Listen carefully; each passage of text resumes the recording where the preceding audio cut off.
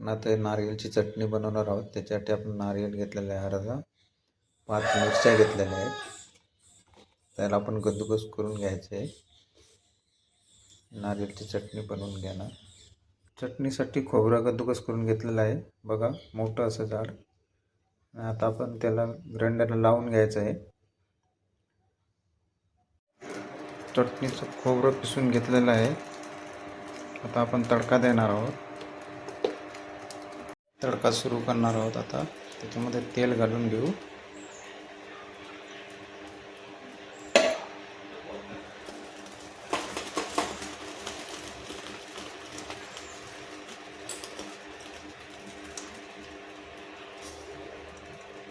त्याच्यामध्ये मोहरी घालणार आहोत.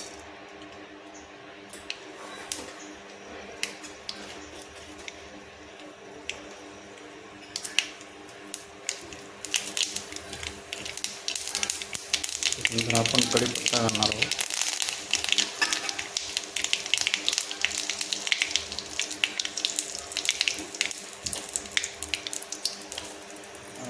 त्याच्यामध्ये आपण मीठ घालून घेऊ अर्धा चमचा.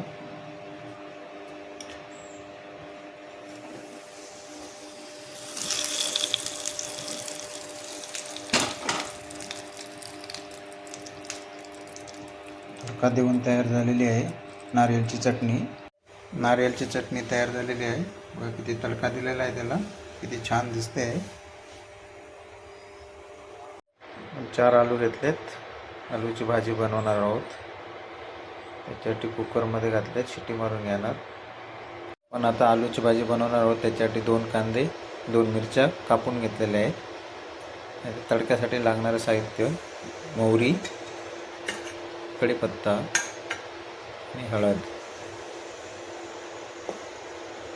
आता आपण सुरुवात करणार आहोत. माझ्यासाठी आलू चढवले होते, ते आता बघायचे आहेत, शिजून झाले आहेत.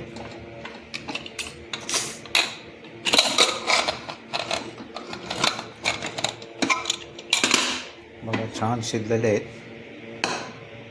आता आपण बटाट्याची भाजी बनवायला घ्यायची.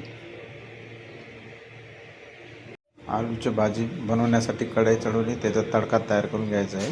त्याच्यासाठी आपण तेल वापरणार आहोत.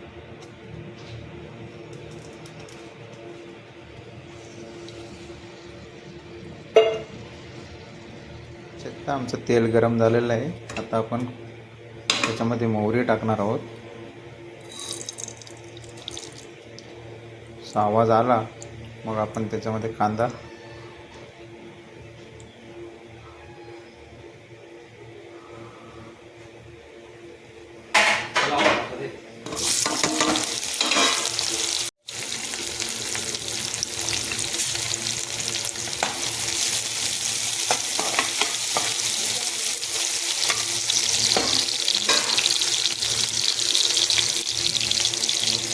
कढीपत्ता टाकणार आहोत.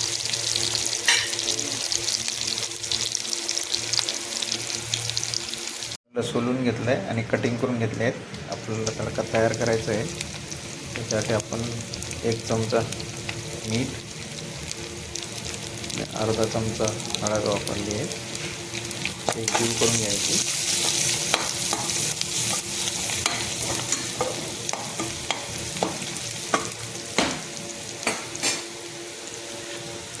आता आपण याच्यामध्ये बटाटे मिक्स करून घेणार आहोत.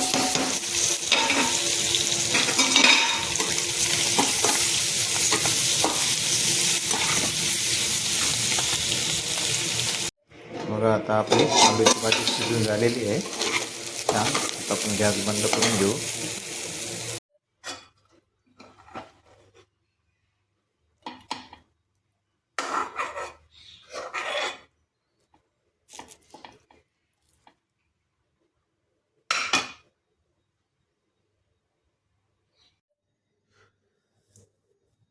किती लावलेलं